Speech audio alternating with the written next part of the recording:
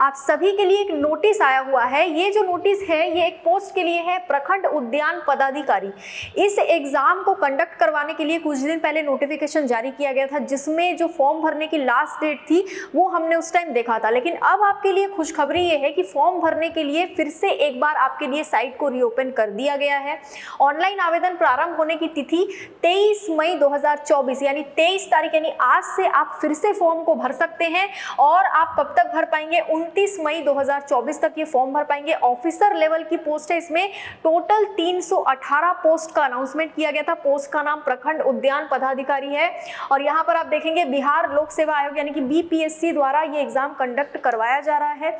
जिन बच्चों ने फॉर्म नहीं भरा था या भर नहीं पाए थे, लास्ट डेट निकल गया था, उनके लिए ये न्यूज बहुत इंपॉर्टेंट है। 23 मई से फिर से फॉर्म भरना शुरू कर दिया गया है और यहाँ पर 29 मई तक ये रीओपन ही रहेगा।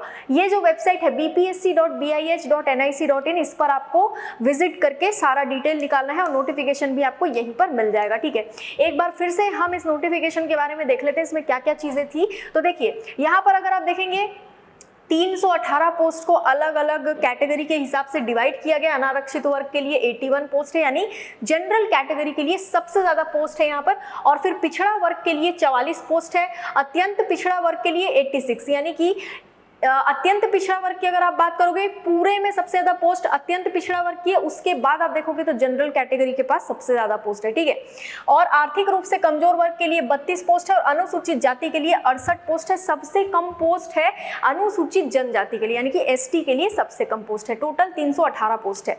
अब यहाँ पर हम देख लेते हैं वेतनमान की क्या बात की गई है। वेतनमान 25,500 रुपए से लेकर 81,100 रुपीज तक आपको देखने को मिलेगा, यानी कि मैक्सिमम सैलरी आप 80,000 से भी ज्यादा पा सकते हैं। ठीक है, शैक्षणिक योग्यता यानी एजुकेशनल क्वालिफिकेशन क्या मांगा है, तो किसी मान्यता प्राप्त कृषि विश्वविद्यालय या संस्थान से उद्यान विज्ञान या फिर कृषि विज्ञान में आपने अगर स्नातक की डिग्री यानी ग्रेजुएशन डिग्री हासिल की है। इंग्लिश में अगर मैं बताऊं तो graduation degree in horticulture science या फिर बीएससी इन हॉर्टिकल्चर, इसको आप कह सकते हैं।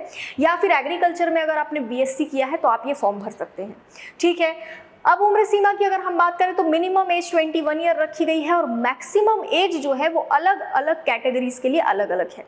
21 साल सबके लिए मिनिमम एज है। अगर मैक्सिमम एज की हम बात करें तो पुरुषों के लिए जो है वो 37 वर्ष है मैक्सिमम एज। ठीक है, पिछड़ा वर्ग या अत्यंत पिछड़ा वर्ग के जो पुरुष और महिला है सभी के लिए 40 वर्ष है और अनारक्षित महिला जो है उनके लिए भी 40 वर्ष ही रहेगा। अनुसूचित जाति और अनुसूचित जनजाति के पुरुष और महिला के लिए 42 ईयर है, यानी जनरल कैटेगरी के पुरुष वर्ग के लिए होगा 37 साल एज। बाकी सभी के महिला और पुरुष के लिए एज लिमिट क्या है वो हमने देख ही लिया है। और हर एक कैटेगरी के जनरल कैटेगरी की अगर फीमेल है तो उनके लिए 40 वर्ष एज है। ये सब हमने पहले भी डिस्कस किया है। ठीक है, अब यहाँ पर देख लेते हैं क्या दिया है। चयन का आधार देखिए, लिखित परीक्षा और इंटरव्यू आपका कंडक्ट करवाया जाएगा। रिटन एग्जाम और इंटरव्यू होगा, जिसमें लिखित परीक्षा 3 विषयों की होगी, जिनमें सामान्य हिंदी 100 नंबर का, सामान्य ज्ञान 100 नंबर का और उद्यान या कृषि विज्ञान 200 नंबर का, यानी कि 400 अंकों का पेपर होगा। जिसमें आप यहाँ पर देख सकते हैं सामान्य हिंदी, सामान्य ज्ञान और बिहार उद्यान अधीनस्थ सेवा, कृषि अधीनस्थ कोटि, उद्यान कृषि विज्ञान यानी हॉर्टिकल्चर या फिर एग्रीकल्चर साइंस का आपका पेपर होगा। ठीक है, अब यहाँ पर हम लोग देख लेते हैं और क्या क्या दिया है। उक्त प्रतियोगिता परीक्षा में 100 अंकों के सामान्य हिंदी विषय में उत्तीर्ण होना अनिवार्य होगा, कंपलसरी होगा। लेकिन इसके प्राप्तांक की गणना मेधा सूची बनाने के प्रयोजनार्थ नहीं की जाएगी। स्टार्टिंग में तो इसमें आपका जो है 100 अंकों के सामान्य हिंदी विषय में आपका पास होना कंपलसरी है, लेकिन आखिरी में जो मेरिट सूची बनेगी उसमें इसका नंबर ऐड नहीं किया जाएगा, यानी कि सिर्फ क्वालिफाई अगर आपको होना है उसके लिए ये कंपलसरी है, इसमें आपको क्वालिफाई होना ही होगा। ठीक है, और देखते हैं क्या दिया हुआ है। चयन के लिए अंकों की अधिमानता एवं निर्धारण निम्नवत किया जाएगा। लिखित परीक्षा और इंटरव्यू में प्राप्तांक अंकों की अधिमानता 75। ठीक है, बिहार सरकार अथवा बिहार राज्य के अंदर अवस्थित और गैर निजी संस्थान में संविदा के आधार पर समान पद पर किए गए कार्य अवधि की अधिमानता 25 अंक रहेगी।